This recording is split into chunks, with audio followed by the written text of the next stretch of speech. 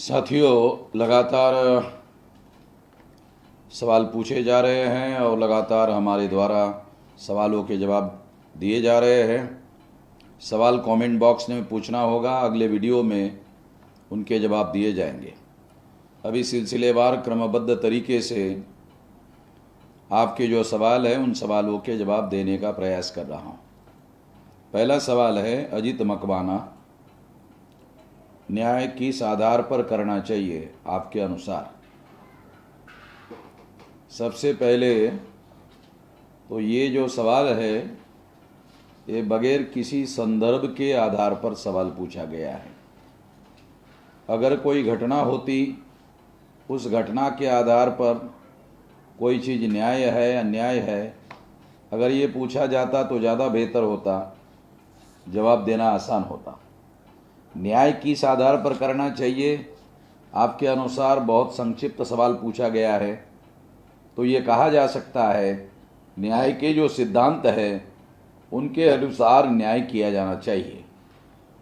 जैसे for example, जो बाबा साहब आम्बेडकर ने एक जगह लिखा हुआ है कि अगर जो असमानता के शिकार लोग हैं, अगर उनको समान माना जाता है तो असमानता बरकरार रहेगी या असमानता बरकरार रखने का षड्यंत्र होगा। इसलिए असमान लोगों को समान नहीं माना जा सकता, असमान लोगों को असमान मानकर उनके स्थिति के आधार पर उनके साथ न्याय किया जाना चाहिए। तो इसका मतलब ये है कि अगर शेड्यूल कास्ट के लोग हैं उनकी सामाजिक स्थिति क्या है, शेड्यूल ट्राइब के लोग हैं उनकी सामाजिक स्थिति क्या है, शेड्यूल ट्राइब के लोग हैं उनकी सामाजिक स्थिति क्या है, इन बातों को ध्यान में रखते हुए न्याय किया जाना चाहिए। और इसीलिए सोशल कैटेगराइजेशन, अगर शेड्यूल कास्ट के अंदर कुछ जातियों को फायदा हो रहा है या कुछ जातियां ही आरक्षण का फायदा लेने के लिए सक्षम हो गई है और कुछ जातियां पिछड़ रही है, तो न्याय के सिद्धांत के अनुसार कैटेगराइजेशन करना चाहिए और कैटेगराइजेशन के अनुसार संख्या की गिनती होनी चाहिए और गिनती के आधार पर उन लोगों को न्याय करना चाहिए। ये सिद्धांत भी सामाजिक स्थिति को ध्यान में रखते हुए किया हुआ न्याय होगा, ऐसा माना जा सकता है। तो इसका मतलब है समूह सापेक्ष का सिद्धांत न्याय करने के लिए रिजर्वेशन के संदर्भ में ज़रूरी होगा। मैं ये संदर्भ में कह रहा हूँ और हर चीज़ का संदर्भ होता है, उस संदर्भ को ध्यान में रखते हुए न्याय किया जाना चाहिए। चंद्रकांत नागावकर, संविधान ने दिए हक अधिकार का हनन हो रहा है तो हक अधिकार वापस पाने के लिए आंदोलन करते हैं तो पुलिस प्रशासन एप्लीकेबल एक्ट अनुसार कार्रवाई करने का नोटिस देते हैं या फिर कभी कार्रवाई करती है, तो क्या यह कार्रवाई संविधान विरोधी है या हो सकती है? निश्चित रूप से संविधान विरोधी है और संविधान के दायरे में अपने हक और अधिकार हासिल करने के लिए आंदोलन करने का अधिकार बरकरार है। और अगर पुलिस इस तरह का कोई नोटिस देते हैं तो हमें भी उनको लिख कर देना चाहिए कि संविधान के आर्टिकल 19 के तहत हमें भी आंदोलन करने का अधिकार है और ये आंदोलन हम करेंगे। आपको लगता है कि हमें जेल में लेके जाना चाहिए तो हम जेल में जाने के लिए तैयार हैं। ऐसा हमेशा तैयार रहना चाहिए। सही सिद्धांत के लिए लोगों को जेल में जाने के लिए भी तैयार रहना चाहिए। सरकार किसी सरकारी विभाग के लिए जब कानून बनाती है पर अधिसूचना निकालती नहीं, तो क्या उस कानून की अधिसूचना निकाले बगैर संबंधित सरकारी विभाग जीआर जारी कर सकता है? कृपया मार्गदर्शन करें। विधानसभा में यदि कोई कानून पास होता है तो वो कानून पास होने मात्र से कानून अमल में नहीं लाया जाता। वो कानून गवर्नर के पास मान्यता के लिए जाता है, और यदि कानून गवर्नर के पास मान्यता के लिए जाता है और गवर्नर उसको अपने गैजेट में पब्लिश करता है या राष्ट्रपति पब्लिश करता है, उसके गैजेट में उसको अधिसूचित करता है, उसके बाद ही अमल की प्रक्रिया शुरू होती है। कानून पास होने के बाद या अधिसूचित होने के बाद अमल करने के लिए सरकार को उसके रूल्स रेगुलेशन बनाने पड़ते हैं कि उसको किस तरीके से अमल में लाया जाए, उसके रूल्स बनाए जाते हैं। तो इस तरह से जो रूल्स बनाए जाते हैं, उन रूल्स के अनुसार ये कहा जा सकता है कि अगर उन्होंने रूल्स नहीं बनाए तो उस कानून को लागू करने की प्रक्रिया गैर कानूनी मानी जा सकती है। इस बात को समझने की जरूरत है। राजेश बाकोलिया, सर, साधुओं के साथ लिंचिंग पर आपका क्या कहना है और ये किसके द्वारा प्लान करके किया गया कृत्य है? इस पर आपकी क्या समीक्षा होगी? सबसे पहले तो पालघर में जिन साधुओं पर मॉब लिंचिंग किया गया है, ऐसा मीडिया के द्वारा कहा जा रहा है, मगर मेरा ऐसा कहना है कि वो लोग साधु लोग नहीं थे, वो लोग गोसावी लोग थे। साधु और गोसावी में फर्क होता है। जैसे बुद्धिस्ट रिलीजन में उनको भिक्षु कहते हैं, ब्राह्मण धर्म में साधु कहते हैं, और जो नाथपंथी लोग हैं उनमें उनको गोसावी कहते हैं। ये जो नाथपंथी लोग हैं, जहाँ तक रिसर्च उपलब्ध है उसके अनुसार संभवतः ये गोरखनाथ से चला हुआ पंथ है। गोरखनाथ तंत्रयानी आचार्य थे, और तंत्रयान ये बुद्धिज्म की शाखा है। हीनयान, महायान, वज्रयान, तंत्रयान। तो गोरखपुर का जो भौगोलिक एरिया है, अगर सही तरीके से जाना जाए तो बुद्ध का विचरण करने का, घूमने फिरने का और ज़्यादा बड़े पैमाने पर उस इलाके में रहने का भौगोलिक क्षेत्र है। तो उस इलाके के अंदर ये गोरखपुर आता है। गोरखनाथ के नाम पर ये गोरखपुर शब्द पड़ा हुआ है, शहर का नाम पड़ा हुआ है। तो गोरखनाथ के जो लोग हैं वो उनको गोसावी वगैरह कहते हैं। तो ये नॉन ब्राह्मण रिलीजन को मानने वाले लोग हैं। इसलिए मेरा ऐसा मानना है कि जिस गांव में ये घटना घटित हुई, उस गांव का सरपंच बीजेपी का है, और उस गांव में बजरंग दल के लोग हैं।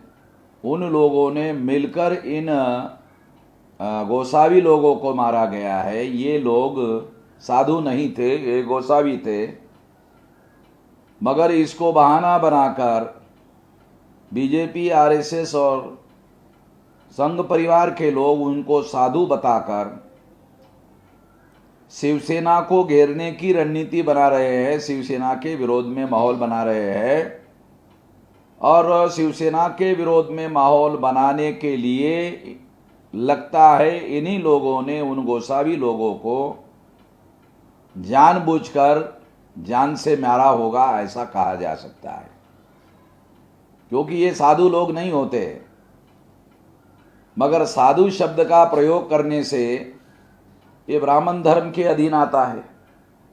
तो लोगों को धर्म के आधार पर भड़काने का अच्छा मौका इसके द्वारा मिल सकता है। इस बात को ध्यान में रखते हुए प्लान बनाकर, योजना बनाकर बीजेपी, बजरंग दल और संघ परिवार के लोगों ने उनको मारा होगा, ऐसे कहा जा सकता है। जिस तरीके से मीडिया में इस खबर को उछाला जा रहा है, उससे तो यही कहना ज़्यादा उचित होगा।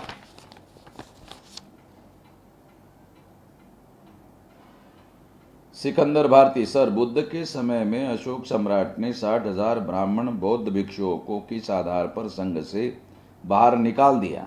क्योंकि संघ से बाहर निकालने का अधिकार तो केवल बौद्ध भिक्षुओं का था, अशोक का नहीं। इसको क्लियर कीजिए। भिक्षुओं को संघ से निकालने का अधिकार स्वाभाविक रूप से भिक्षु संघ का था, मगर सम्राट अशोक बौद्ध होने की वजह से और बौद्ध धर्म का सबसे बड़ा प्रचारक होने की वजह से भिक्षु संघ में भी उसका बहुत बड़ा अधिकार प्रस्थापित हो गया था। और भिक्षुओं की संगति को जो बुलाया गया था, बुद्धिस्ट लिटरेचर में जो गड़बड़ी हो रही थी, मिलावट हो रही थी, उसको रोकने के लिए संगति बुलाई गई थी और अशोका के कहने पर ही बुलाई गई थी और इसमें अशोका की पहल थी। इस वजह से अशोका ने ये काम किया था। दूसरी बात, भिक्षु संघ को राजाश्रय भी प्राप्त था, वो अशोका का राजाश्रय था। यानी भिक्षु संघ केवल भिक्षु संघ नहीं था, उसको उस राज्य का राजधर्म भी घोषित किया गया था। इस आधार पर अशोका के पास ऐसे अधिकार था। इस बात को समझने की संदर्भ में जरूरत है। सिकंदर भारती, मैं सिकंदर भारती कुशीनगर के पडरौना से। सर, गण व्यवस्था में सिद्धार्थ की माता कोलीय वंश की थी और पिता शाक्य वंश के थे। यहाँ सिद्धार्थ को या तो माता के गोत्र से चलना चाहिए या तो पिता के गोत्र से। इसलिए सिद्धार्थ गौतम कैसे हो गया? क्योंकि ब्राह्मणी व्यवस्था में गौतम ब्राह्मण होते हैं, जबकि बाबा साहब ने गौतम नहीं लिखा, काशीराम जी ने गौतम नहीं लिखा। अगर ऐसा किया गया तो इसके पीछे का षड्यंत्र क्या था? गोत्र व्यवस्था ब्राह्मणों की होती है और कुल व्यवस्था मूल निवासियों की होती है। एक तो वर्ण संस्था है जिसमें गोत्र व्यवस्था होती है, और जो गण संस्था है उसमें कुल व्यवस्था होती है। तो कुल व्यवस्था अलग है, गोत्र व्यवस्था अलग है। इसलिए जो आप कह रहे हो वो सिद्धांत यहाँ लागू नहीं होता। दूसरी बात, ये जो गौतम शब्द आता है जिसमें डबल मात्रा आती है ऊपर, तो पाली भाषा में ये और ज्ञान जानकारी का उपयोग करने का हुनर होता है। एक जानकारी होती है, एक जानकारी का उपयोग करने का हुनर होता है और एक ज्ञान होता है। तो जानकारी का उपयोग करने का हुनर ही ज्ञान है। मान लो कोई लड़का बीकॉम हो गया और अकाउंट लिखने के लिए ग्रेजुएट हो गया है, मगर उसको अकाउंट लिखना आएगा ही ऐसे नहीं कहा जा सकता। तो अकाउंट लिखने का हुनर होना चाहिए। तो बीकॉम में जो जानकारी उसको मिली, उस जानकारी का अकाउंट लिखने के दौरान अगर उसके पास हुनर होगा तो उसी हुनर को ज्ञान कहते हैं। टीवी पर इंफॉर्मेशन दी जाती है, उसे ही ज्ञान माना जा रहा है। जैसे कि मीडिया में मुसलमान के खिलाफ चर्चा चलाते हैं और लोग बगैर वेरीफाई के उसको ज्ञान मानते हैं। इंफॉर्मेशन और ज्ञान का फ़र्क समझना ज़रूरी है। मीडिया में जो जानकारी दी जाती है वो जानकारी का प्रचार करने का माध्यम है, ज्ञान के प्रचार करने का माध्यम नहीं है।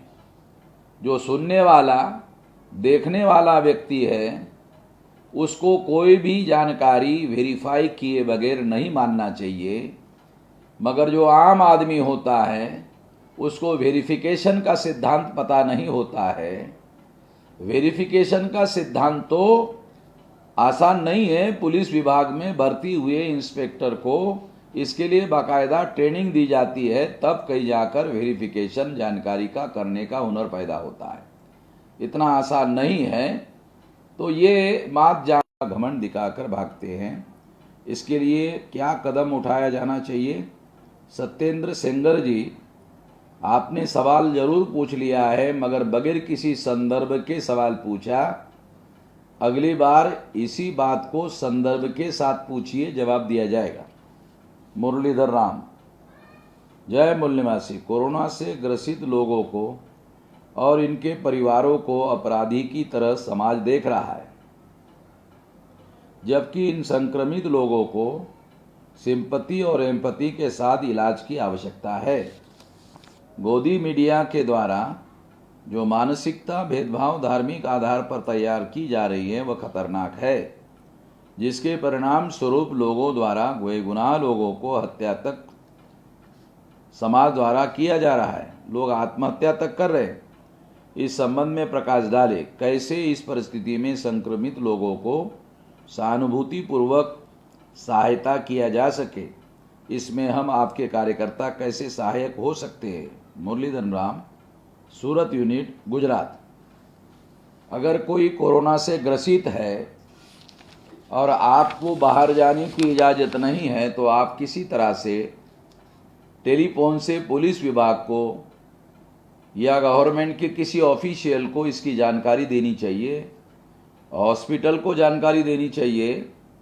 अगर आप इस तरह की जानकारी देते हैं तो उसको उपरोक्त मदद मिल जाएगी, और अगर नहीं मिलती है तो लिखित रूप से हमारे पास खबर कर दीजिए, हम इसके लिए आवश्यक कार्रवाई करेंगे।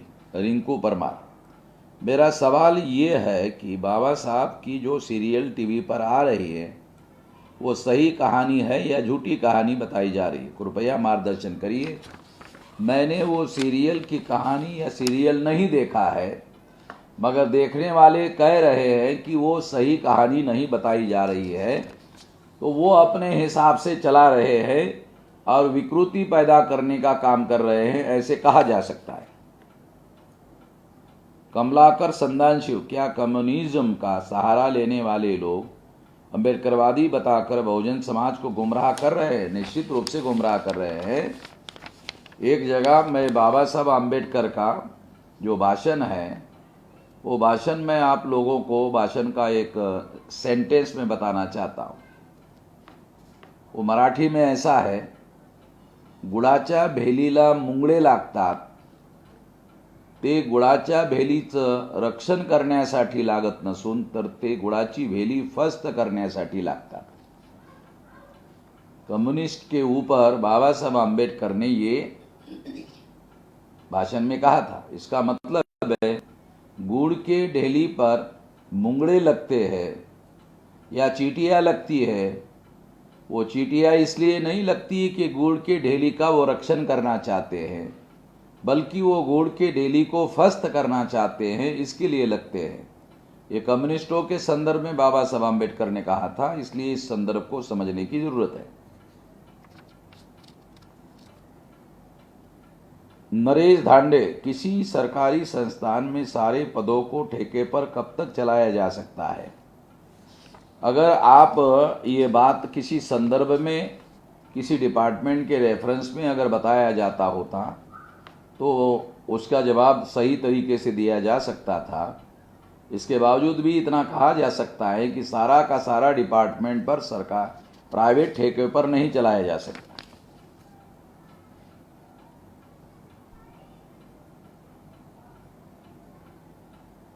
पवन कुमार, सर कुछ लोग सवाल करते हैं कि कृष्ण भगवान मूल निवासी थे या विदेशी। अगर मूल निवासी या विदेशी थे तो कैसे? सबसे पहले तो कृष्ण की दो कहानियाँ आती है। एक कहानी पुराणों में आती है जिसमें कृष्ण की लड़ाई इंद्र के साथ होती है और कृष्ण इंद्र को परास्त करते हैं। इंद्र ब्राह्मणों की देवता है। जो कृष्ण इंद्र को परास्त करता है वो कृष्ण पुराणों के अनुसार ब्राह्मण विरोधी है या ब्राह्मण धर्म विरोधी है, ऐसा कहा जा सकता है।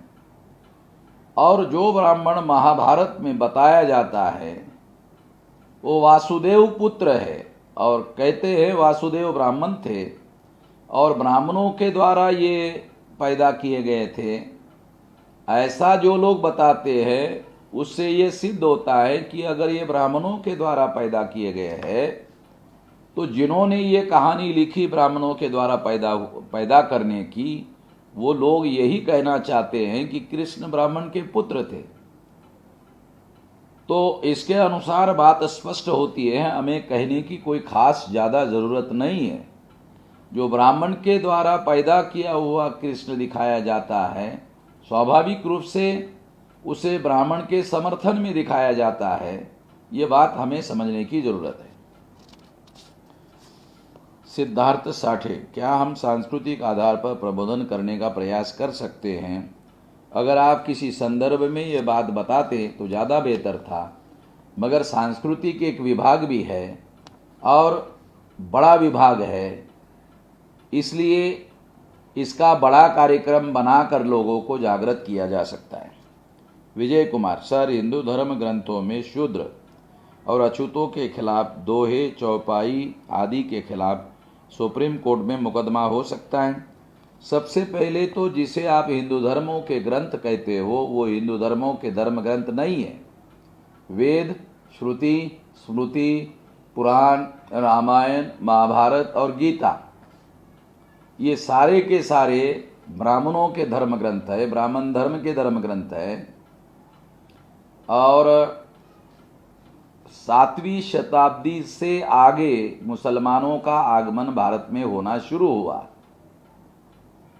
तो ये कहा जा सकता है कि मुसलमानों के आगमन के बाद में जब पर्शियन भाषा बोलने वाले लोग भारत में आना शुरू हुआ, तब हिंदू शब्द भारत में आया। और उसी के पहले वेद, श्रुति, स्मृति, पुराण, रामायण, महाभारत, गीता लिखा जा चुका था।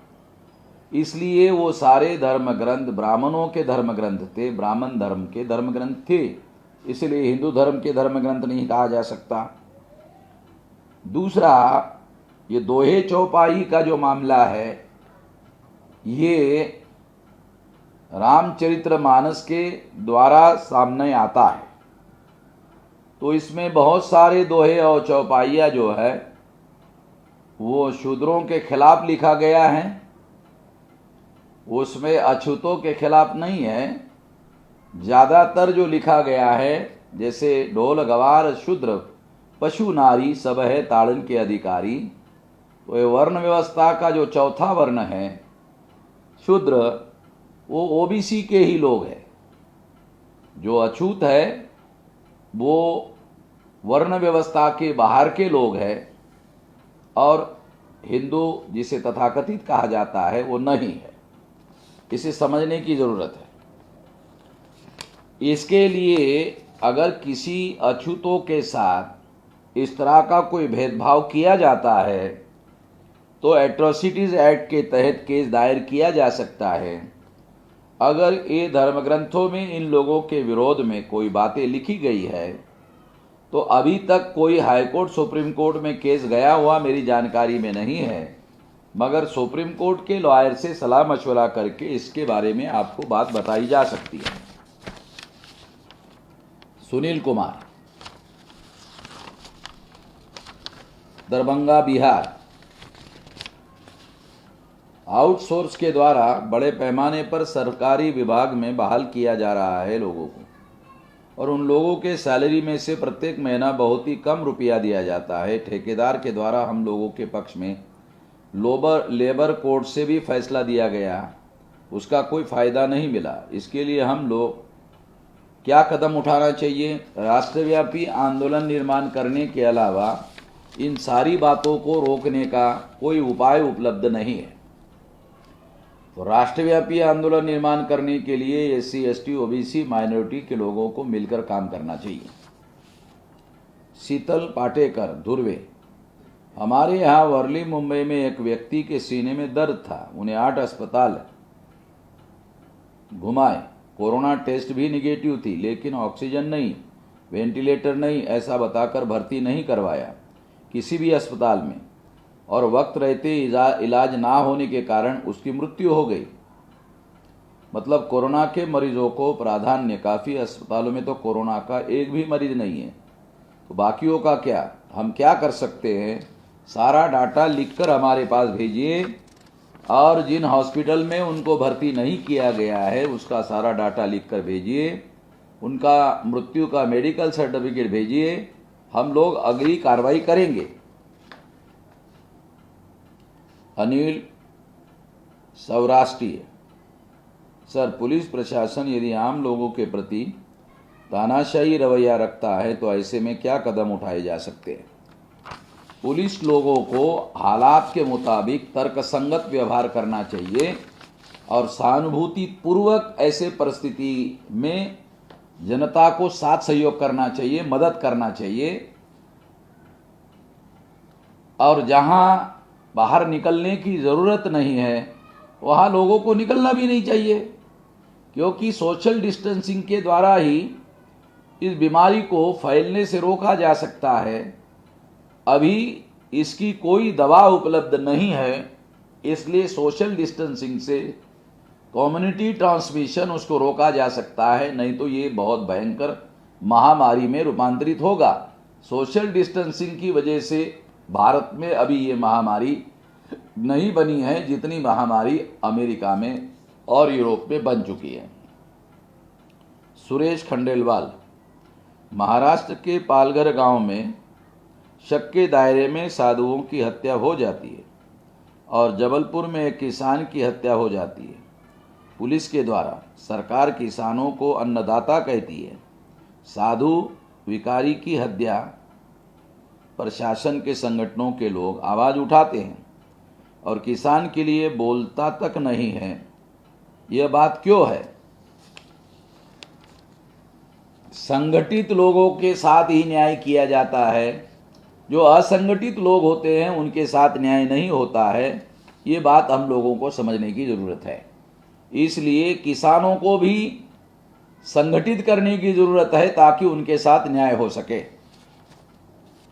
सूरज काम्बले, सूरज अशोकलाव काम्बले, सर जी, मैं तो ये जानना चाहता हूँ कि ब्राह्मण सिर्फ मूल निवासी कॉन्सेप्ट से डरते हैं और अभी खुद आगे आके मूल निवासी कॉन्सेप्ट का विरोध कर रहे हैं, और हम माइकल बामशात और डॉक्टर सत्यपाल की डीएनए रिसर्च की रिपोर्ट के बारे में बोलते हैं तो उसे वो फेक रिपोर्ट बताते हैं। कृपया सटीक जानकारी बताइए। मुझे नहीं लगता कि आप किसी सत्यपाल का रिपोर्ट बता रहे हो तो उसको माना जाएगा। माइकल बामशात ने रिपोर्ट तैयार किया है तो लोग सत्यपाल का रिपोर्ट क्यों मानेंगे? माइकल बामशात का ओरिजिनल रिपोर्ट है, उस रिपोर्ट को आप लोग आधार बनाइए, तब जा कर के लोग मान सकते हैं। इसको आप लोग ध्यानपूर्वक समझने का कोशिश करिए। दूसरी बात, जिन लोगों को आप समझाते हो डीएनए के बारे में, इसके आधार पर किसी भी नागरिक के साथ भेदभाव नहीं किया जाएगा। ये 2 आर्टिकल से शेड्यूल कास्ट है, ये कोई जाति का नाम नहीं है। शेड्यूल कास्ट में जो सफाई का काम करने वाली जो जातियां हैं उसमें 2 प्रकार के नाम नॉर्थ इंडिया में सामने आ रहे हैं कि जिनको आज वाल्मीकि कहा जा रहा है वो ओरिजिनल लोग हैं और मार्शल लोग हैं। उनको अपना इतिहास जानने की, समझने की ज़रूरत है। 2, सुबह 5 से 10 और शाम को 3 से 6 समय की समस्या, ये समय की समस्या है और ये छोटी समस्या है, ब्राह्मणवादी व्यवस्था से नहीं आ सकता है। वैसे हिंदू शब्द ये धर्मवाचक नहीं है, ऐसा ब्राह्मण कहते हैं कि सिंधु से हिंदू हुआ। अगर मान लिया जाए सिंधु से हिंदू हुआ तो ये क्षेत्रीय नाम है और मूल निवासी भी क्षेत्रीय नाम है। अगर हिंदू भी क्षेत्रीय नाम है और मूल निवासी भी क्षेत्रीय नाम है तो हमें मूल निवासी लिखना ज़्यादा तर्कसंगत है, क्योंकि इससे हम ब्राह्मणों के धर्मों से अलग दिखाई देते हैं, हमारी अलग पहचान होती है, जिससे ब्राह्मणों के गुलामी से आज़ादी हासिल करना आसान होगा।